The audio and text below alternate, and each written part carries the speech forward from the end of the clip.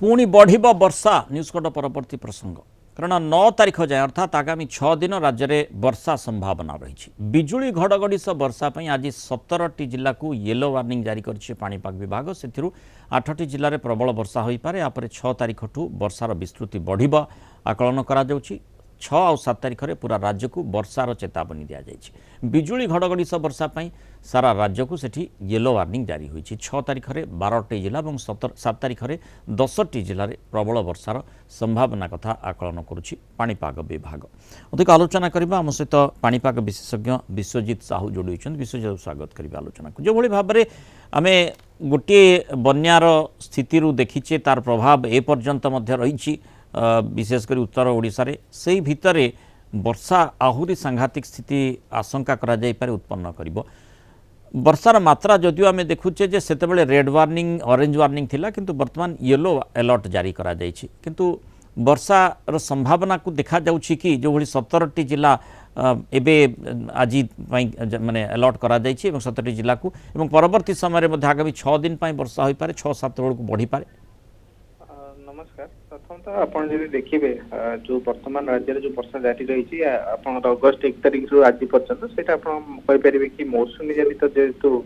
वायु दुर्बल रही आपनकर जो घड़घड़ी सहित वर्षा जारी रही राज्यर अनेक स्थान से एवं यही स्थिति आगामी 2 दिन पर्यंत राज्य रहिबो अर्थात 5 तारिख पर्यंत एवं 5-6 बेल को गोटे घूर्णिबलय क्षेत्र गोटे आम अपर एयर सर्कुलेशन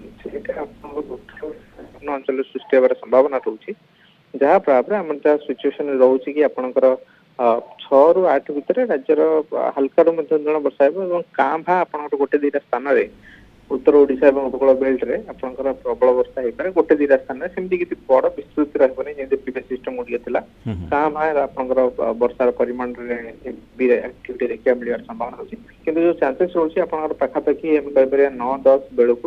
गोटे घूर्णिबलय क्षेत्र आप उत्तर ओडिशा और यार संलग्न जो पश्चिम बंग अंचल रही 10-11 घूर्णिबलय परिचन्न हो पाए जोटा कि मे भी 2 ରୁ 3 दिन लगे समुद्र भर जेहतु रोचे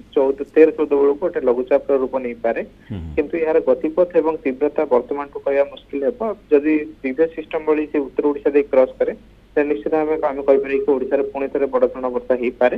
विशेषतः जो भली भाव में बन्या स्थिति संपर्क में जहाँ सरकारी भाव कहुच्छी जेहेतु एलनिनो प्रसंग कथा आसीला एलनिनो जून मसरे आम देखिले वर्षा कम है जुलाई मसरे किंतु वर्षार प्राबल्य बढ़िला अगस्ट मास गोटे चैलेंज हो पारे अर्थात आमको जल परिचालना करने को पड़ो बन्या परिचालना करने को पड़ो से दृष्टिकोण पाणीपाग विभाग जहाँ परामर्श होची से आधार में टिके सुविधा हुए किंतु जून मासरे तो वर्षा कम रहिला तेणु अधिक जल संरक्षण रखा पड़ा बोली जहाँ सरकारी भाव में कहुच्छी आगामी अगस्ट मास माने वर्तमान जदि देखा आगामी समय रे अर्थात यही अगस्ट मासरे जहाँ देखुचे गोटे वर्षा कथा कहुच्छी से मात्रा रे वर्षा न हो पारे किंतु आपणकर आकलन कौन कौन से सरकार प्रस्तुत रे निश्चित आम जो देखा जो आम सरकारी भाव जो देखिए जून मसरे निश्चित रूप आप जेहेतु इनिशियली ट्रेंड आप कहते कि एलिनो प्रभाव कम वर्षा हम से हिसाब से आप देखिए जून मसरे कम वर्षा होता कि जुलाई मसरे आप सबू जो रही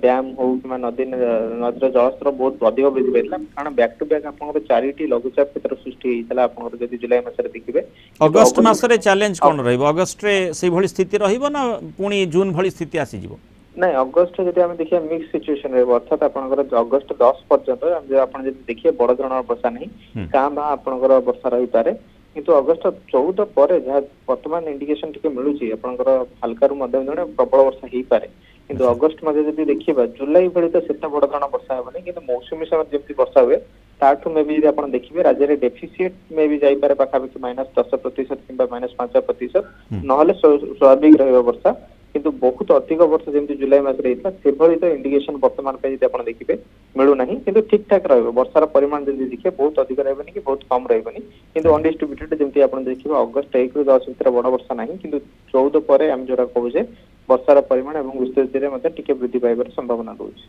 बहुत धन्यवाद श्रीयुक्त विश्वजित साहू आलोचना मतामत रखि।